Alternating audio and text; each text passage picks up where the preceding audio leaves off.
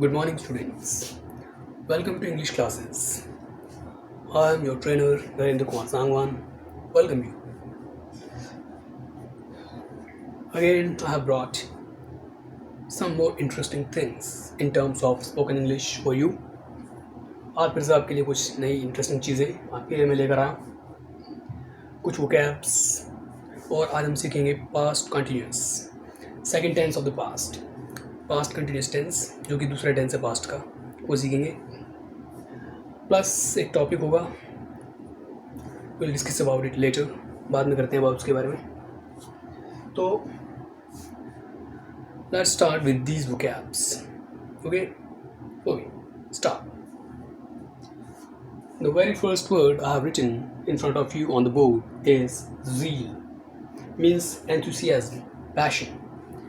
जो सबसे पहला वर्ड आपके सामने लिखा है बोर्ड पे मैंने, zeal, Z-E-A-L, zeal, इसका मतलब होता है सिनोनिम, सिमिलर वर्ड है इसका, enthusiasm, passion, इसको आप बोलते हैं उत्साह, जोश, ठीक है, जुनून, कुछ करने का जज्बा।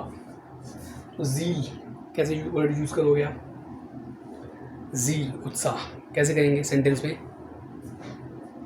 We all should have zeal to get the flying colours in life. ठीक, we all should have zeal to get the flying colours in life. हम सभी के अंदर जीवन में सफलता प्राप्त करने का उत्साह होना चाहिए। ठीक, हम सभी के अंदर जीवन में सफलता प्राप्त करने का उत्साह होना चाहिए, ज़ील। और ज़ील से वर्ड बना है ज़ीलस, इसके बाद OUS हो जाता है, वो होता है उत्साही, जोशीला, जैसे आप किसी को कहते हो ही इज़ वेरी ज़ीलस, बहुत जोशीला है, उत्साही है। लेकिन फिलहाल हम इस वर्ड पे फोकस करते हैं, zeal.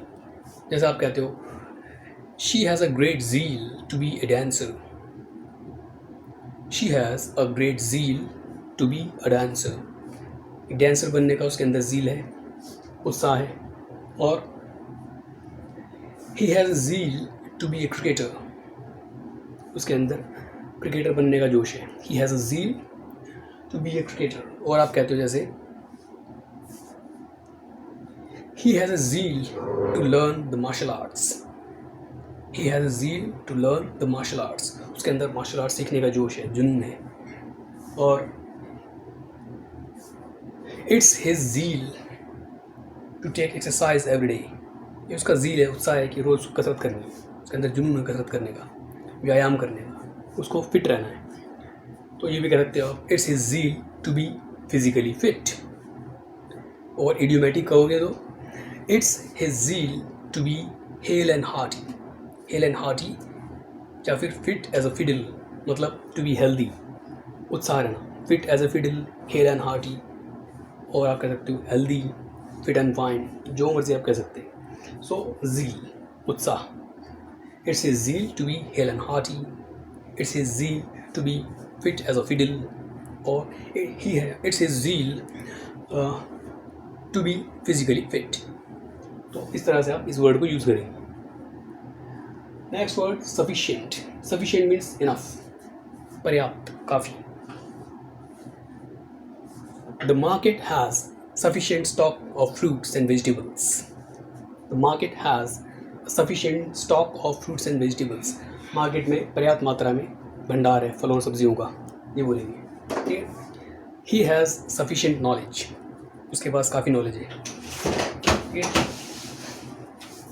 I think your attempts are sufficient to get the job, आपके कोशिशें काफ़ी हैं जॉब हासिल करने के लिए, your attempts are sufficient to get the job. ठीक, और किसी को नेगेटिव में बोल सकते हो, he doesn't have sufficient skills to get the success, उसके पास सफिशिएंट पर्याप्त स्किल नहीं, योग्यता नहीं, हुनर नहीं, he doesn't have sufficient skills to get the success. So sufficient means enough. Third word is plight, plight means bad condition, दुर्दशा, बुरी हालत।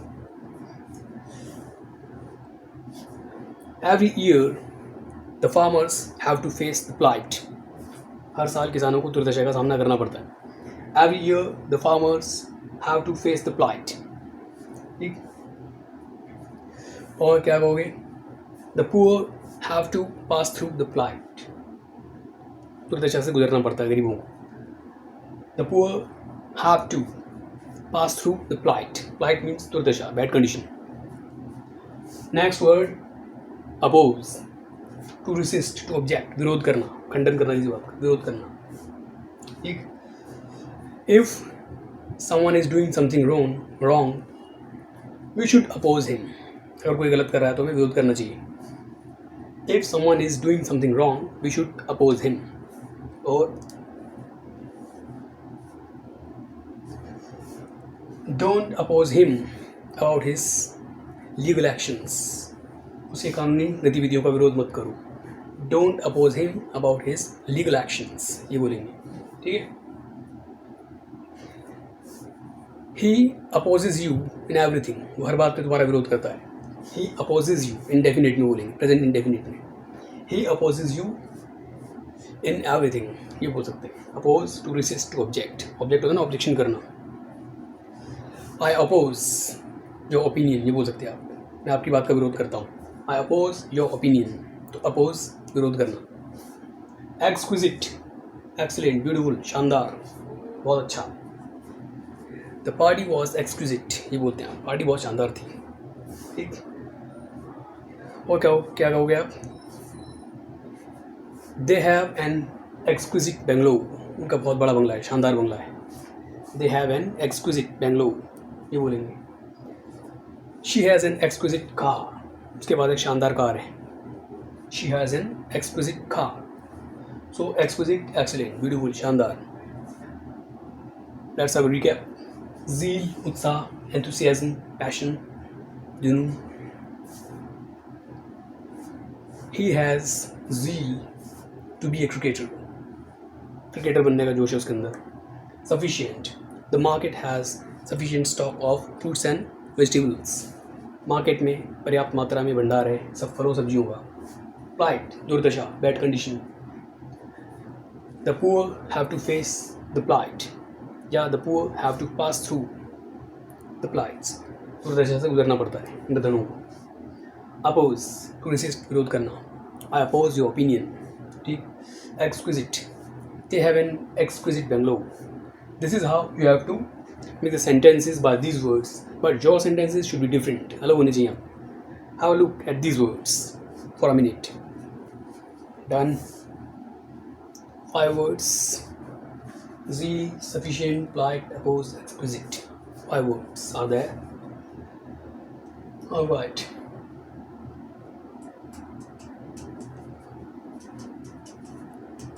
Sufficient word, enough. जैसा आप कहते हो, your preparation is not sufficient for the exam. Exam के लिए आपकी तैयारी काफ़ी नहीं है. सफिशिएंट ऐसे भी यूज़ कर सकते हो. He doesn't have a zeal to do anything. उसके अंदर कुछ भी करने का जोश नहीं है. He doesn't have a zeal to do anything. उसमें कुछ भी करने का जोश नहीं है. वहाँ इस तरह से यूज़ करेंगे इस word. So let's move ahead.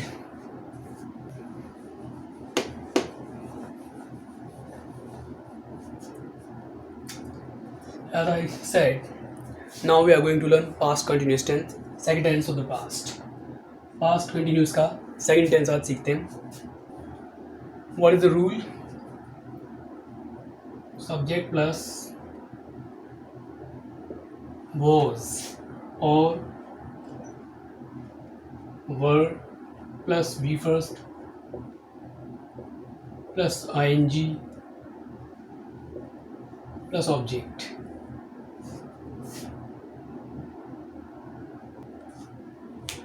This is the rule. Subject plus was or were, be first, ing, object. Subject के साथ was लगता है या were, according to subject लगेगा. फिर be first, verb की first form, ing, object.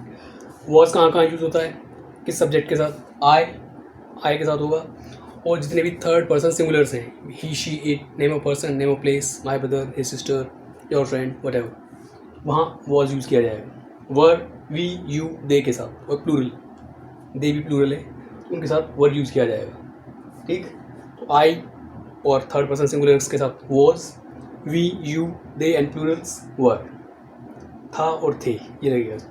Definition क्या है? This tense tells us that, ये टेंस हमें बताता है कि the action was going on in the past. काम पास्ट में चल रहा था या हो रहा था, गोइंग ऑन नहीं, हो रहा था या चल रहा था। प्रेजेंट में क्या था कि इज़ गोइंग ऑन, यहाँ पर हो जाता है वॉज गोइंग ऑन, बस ये डिफरेंट है दोनों में। रही है रहा है होता है प्रेजेंट में कंटिन्यूस में, पास्ट कंटिन्यूस में रही थी रहा था। ठीक, have a look at the definition then we move ahead. Again I tell you, this tense tells us that the action was going on in the past. ये tense बताता है कि पास्ट में काम हो रहा था या चल रहा था। Okay, how we have to frame the sentences, sentence कैसे बनाने हैं। आई वॉज प्रैक्टिसिंग, मैं प्रैक्टिस कर रहा था, अभ्यास कर रहा था। जब प्रैक्टिस वर्ड आप लिखते हैं, प्रैक्टिस में सी ई होता है लास्ट में, लेकिन जब आप आई एन जी में लिखते हैं या सेकंड फॉर्म थर्ड फॉर्म में तो एस हो जाता है हमारे में। आई एन जी में एस आई एन जी और सेकंड फॉर्म में S E D. I was practising, ठीक है। शी वॉज कुकिंग, वो खाना पका रही थी, she was cooking.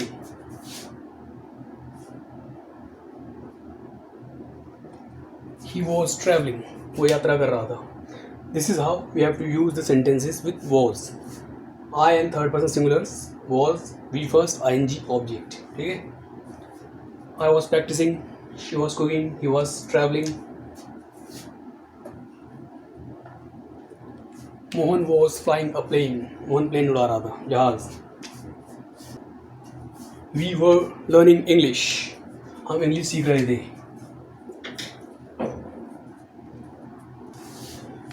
You were watching TV, आप टीवी देख रहे थे, ठीक है। और दे वर गोइंग टू शिमला, वे शिमला जा रहे थे। प्लूरल में कैसे कहोगे, children were playing in the park, बच्चे पार्क में खेल रहे थे, ठीक है। तो रहा था और रहे थे, इसमें हो जाता है। वी वर लर्निंग इंग्लिश, हम इंग्लिश सीख रहे थे। यू वर वॉचिंग टीवी, आप टीवी देख रहे थे। They were going to Shimla, वे शिमला जा रहे थे। Children were playing in the park, बच्चे पार्क में खेल रहे थे। Have a look at the sentences. बहुत सिंपल है, सबसे सिंपल प्रेजेंट कंटिन्यूस और प्रेजेंट पास्ट ही है पूरे ग्रामर। पास्ट कंटिन्यूस है पूरे ग्रामर में। रही है, रही था, रही है, रहे हैं, राम, ये होता है प्रेजेंट कंटिन्यूस में। और रही थी, रहा था, ये सब होता है पास्ट कंटिन्यूस में। आई वॉज प्रैक्टिसिंग, मैं अभ्यास कर रहा था। शी वॉज कुकिंग, वो खाना पका रही थी। ही वॉज ट्रैवलिंग, वो यात्रा कर रहा था। Mohan was flying a plane, Mohan जहाज उड़ा रहा था। वी वर लर्निंग इंग्लिश, हम इंग्लिश सीख रहे थे। यू वर वॉचिंग टीवी, आप टीवी देख रहे थे। They were going to Shimla, वे शिमला जा रहे थे। Children were playing in the park, बच्चे पार्क में खेल रहे थे। और भी सेंटेंस आप बना सकते हो उनके, ज़रूरी नहीं कि ऐसे ही बनाने हैं आपको। सब कहते हो I was waiting for her, मैं उसका इंतज़ार कर रहा था, ठीक है। शी वॉज सिंगिंग, वो गाना गा रही थी। सिंगिंग अ सॉन्ग करना ज़रूरी नहीं पूरा, सिंगिंग में खत्म हो जाता है। Okay, he was attending a class, वो क्लास अटेंड कर रहा था। Rita was reading a book, Rita किताब पढ़ रही थी, ऐसे बोल सकते हैं आप। We were waiting for you, हम आपका इंतज़ार कर रहे थे। You were listening to a song, listening to सुनना, आप एक गाना सुन रहे थे। You are listening to a song. They were enjoying a party, वो पार्टी एंजॉय कर रहे थे, पार्टी का मज़ा ले रहे थे। Children were making a noise, बच्चों का असली काम, बच्चे शोर मचा रहे थे, ठीक है। So this is how we have to frame the sentences. Negative part में क्या करना है, ज़्यादा कुछ खास बात नहीं है, बहुत सिंपल सी चीज़, वॉजंट वरंट। हेल्पिंग वर्ब जो है आपके वॉज और वर, उसे ठीक बात नॉट एप्लीकेबल हो जाएगा। इन सबके साथ आपने डाला नॉट, ये हो गया नेगेटिव। आई वॉज नॉट प्रैक्टिसिंग, मैं अभ्यास नहीं कर रहा था। यहाँ पर कहोगे we were not learning English, हम इंग्लिश नहीं सीख रहे थे। इस तरह से इन सब के साथ वॉज के बाद नॉट और वर्ब के बाद नॉट, बाकी सेंटेंस वैसे रहेगा। So this is how this sentence will turn into negatives, ये नेगेटिव में बदल जाएंगे, ठीक। शी वॉज नॉट कुकिंग, तो तुम्हारी जिम्मेदारी लगा ही देते हैं। He was not travelling, Mohan was not flying a plane. You are not watching TV, आप टीवी नहीं देख रहे थे। They were not going to Shimla, Shimla नहीं जा रहे थे. और children were not playing in the park, बच्चे पार्क में खेल नहीं रहे थे. This is how you have to frame the negative sentences. By applying not after was और वर. वॉज और वर के बाद नॉट एप्लीकेबल करने से ये नेगेटिव बन जाएगा. देख लीजिए एक बार, बहुत सिंपल है. सिंपल सेंटेंसेस में अफर्मेटिव्स में क्या करना है, आई और थर्ड पर्सन के साथ was V first I N G डाल देना है. वी यू प्लूरल के साथ were V first I N G डाल देना है, बस. जैसे आपको मैं बता चुका हूँ. और नेगेटिव में वॉज के बाद नॉट, वर के बाद नॉट. डेफिनेशंस और रूल हमेशा दिमाग में रखोगे तो सेंटेंस फॉर्मेशन में कभी भी दिक्कत नहीं आएगी. If you have rule and definition in your mind, you will now commit mistakes while framing the sentences. चलिए इंटेरोगेटिव पार्ट की तरफ देखते हैं.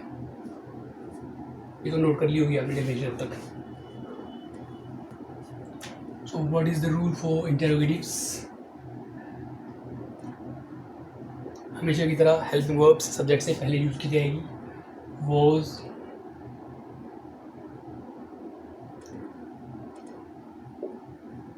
वर plus subject plus V first plus I N G plus object और last में आएगा question mark. ठीक है.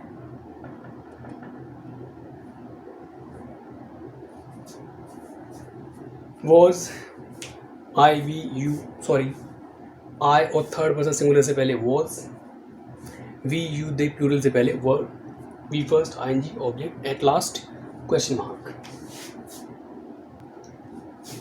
वॉज आई प्रैक्टिसिंग, क्या मैं प्रैक्टिस कर रहा था. वॉज शी कुकिंग, क्या वो खाना पका रही थी.